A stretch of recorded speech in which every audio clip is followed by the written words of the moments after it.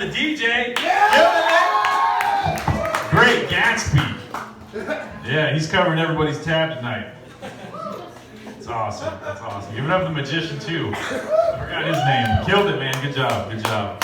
So I'm actually practicing to do a clean set Friday, so I'm gonna say anything dirty or like suggestive.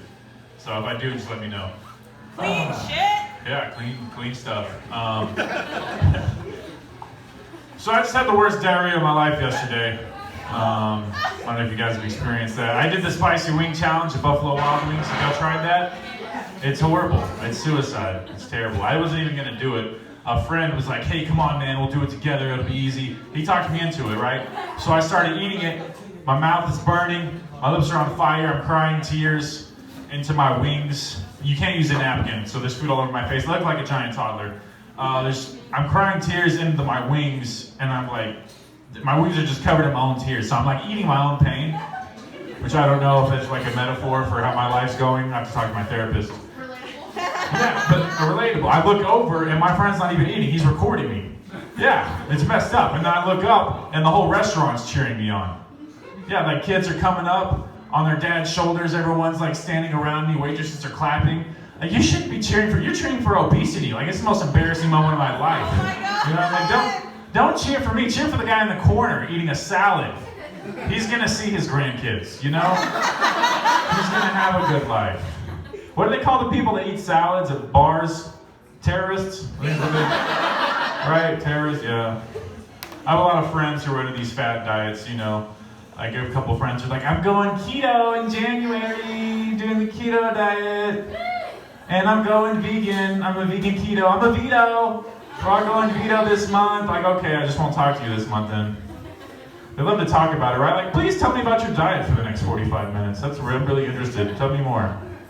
Don't ever take them to a restaurant. They'll be like, can I just have like one grilled tofu piece of chicken? Just one tiny grilled chicken nugget made of tofu? Like, no, nobody makes that. Okay, then I'll just take like a pound of spinach.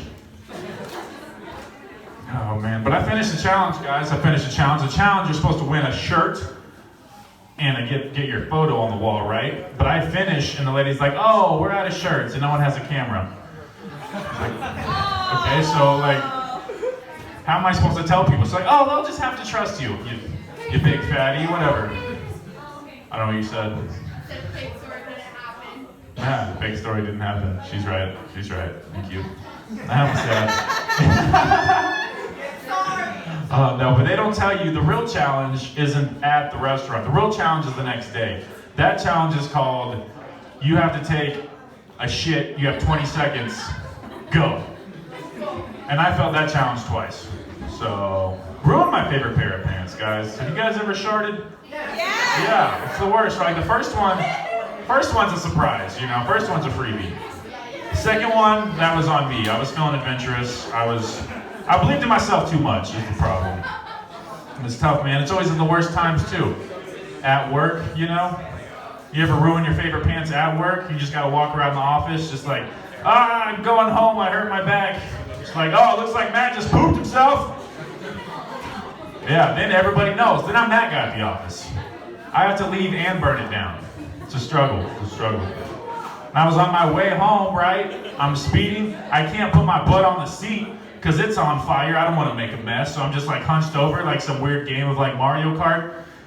Cop pulls me over. He's like, do you know why I pulled you over, sir? I was like, it's because there's a demon in my colon? I'm trying to get home before I ruin more lives. Like, I became a flamethrower yesterday, man. My cat still won't look at me.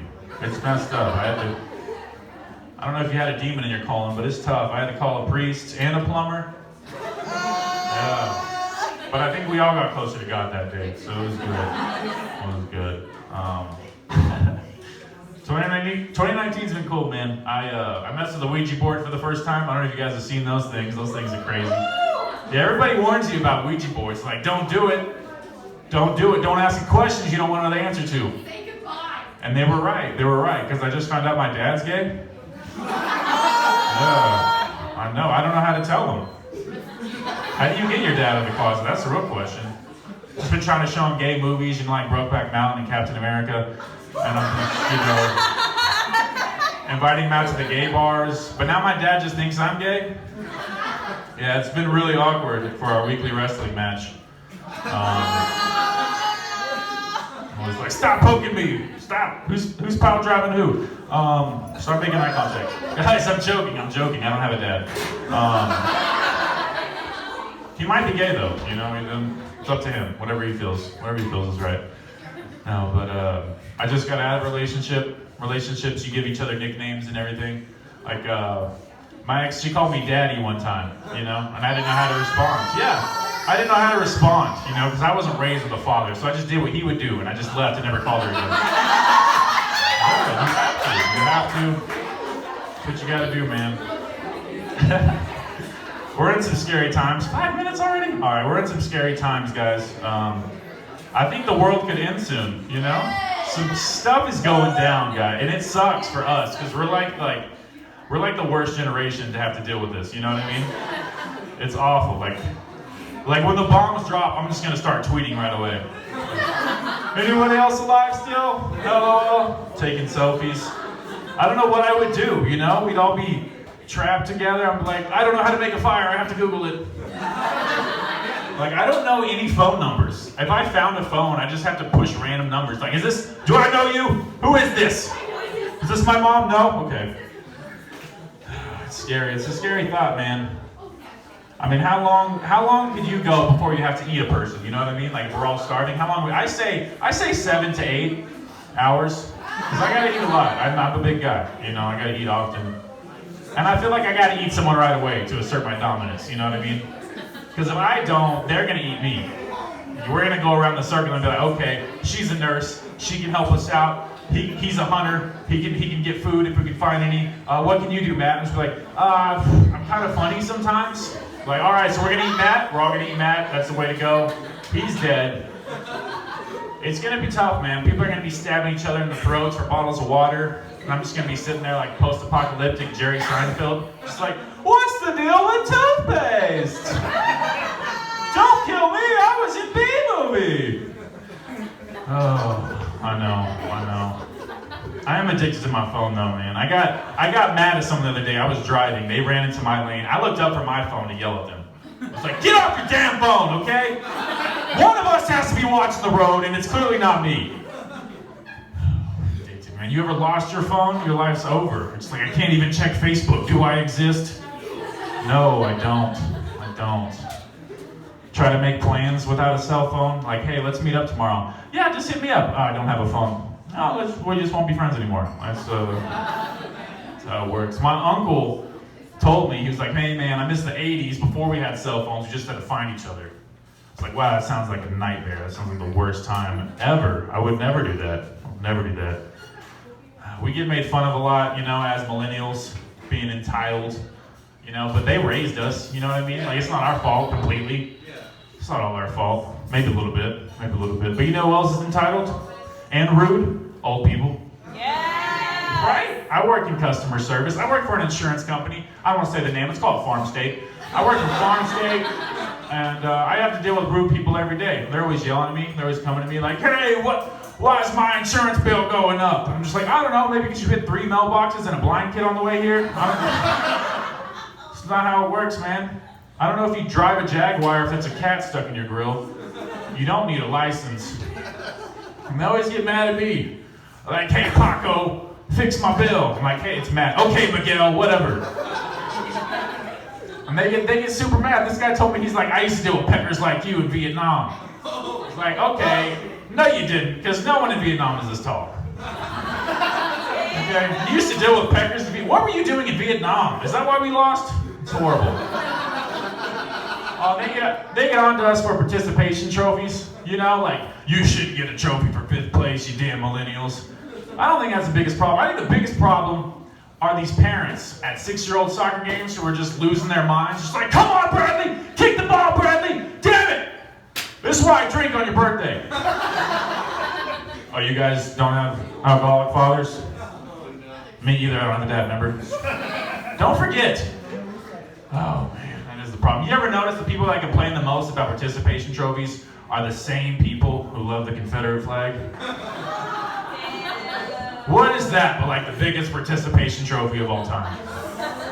Congratulations! Congratulations, Civil War runner-up. You almost had it. Hell yeah, I'm proud of you. I'm proud of you. I always like the South to rise again. No, it won't, Cletus. Get a toothbrush, okay? You're hooked on meth. You need to be hooked on phonics. I think that's my time. How much time do I have? 12 minutes? What I got? Yeah, 10:30. 10:30. One more? Fuck it, one more! I like that. So I got into a gang war on Facebook recently, as most gang wars go. I was on Facebook, right? I saw a meme posted by Little Debbie Snacks, and it had like 4 corners and a snack in each corner, and it said, "One must go." So me, being myself, I was like, "Take them all, Debbie. We're tired of diabetes." Right? Not that bad of a comment. Totally innocent. Some lady comments under it. She goes, "I appreciate you telling a joke, but my son was born with type 1 diabetes, and sugar doesn't cause all forms of diabetes, so I'd appreciate it if you change your joke. Hashtag type 1 mom." Right? Like, that's a little over the top. So I comment back with, "Hey, I'm not going to change my joke. Shut up and delete your account." Yeah, she started getting mad. She was like, "It's comments like that that make my son feel like he's not normal. Hashtag type 1 mom." Hashtag again, really, we get it. We get it. So I comment back with, "Hey, your son's not normal. He has diabetes." And that's, I could tell she was getting mad, right? So she commented back with, "Kick rocks, ... And in my mind, I was like, what's the craziest thing I can say to just ruin this lady's day? What's the wildest thing I can come up with? So I commented back with, "Nah, I'd rather kick kids with diabetes." Hashtag type 1 kicker.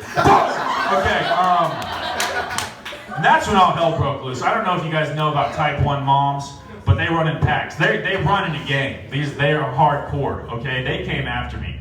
I was getting like 30 friend requests. I was getting instant messages. People were commenting like, "We're with you, Debbie." And I'd comment back with, "Fuck Debbie." Like, it became an all-out war. This lady messaged me a picture of her child. And she was like, "This is my 4-year-old daughter. She was born with diabetes. Would you kick her?" And I'm not a pedophile at all, right? But like, you don't know who I am. You're gonna send me a picture of your 4-year-old daughter. What is wrong with you? Oh, shit. So I commented back with, "Yeah, I'd kick her. I'd kick you first for asking me stupid questions, and then I'd kick her." And then other people were commenting like, "You wouldn't do this. You wouldn't think diabetes was funny if someone in your family had it." And I was like, "Yeah, I would. My grandma has diabetes, and it's hilarious." Okay? That's why when we were kids, we'd play hide and seek from grandma. Yeah. And I have a very, my grandmother was born in Germany. I have a very angry, I don't know if you know about angry Germans. You study history, they get out of hand very quickly. Very, very quickly. I can't tell you the number of times she tried to send me to camp. All right, that's my time. Thank you very much. It's been a great honor.